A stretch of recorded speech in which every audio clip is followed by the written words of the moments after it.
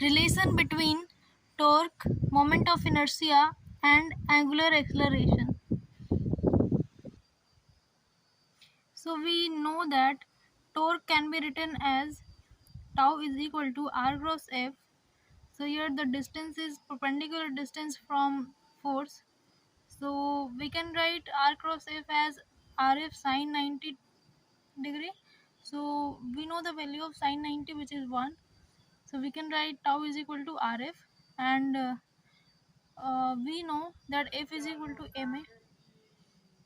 So we can write tau is equal to r into ma, and we know the relation of a, that is alpha is equal to a by r.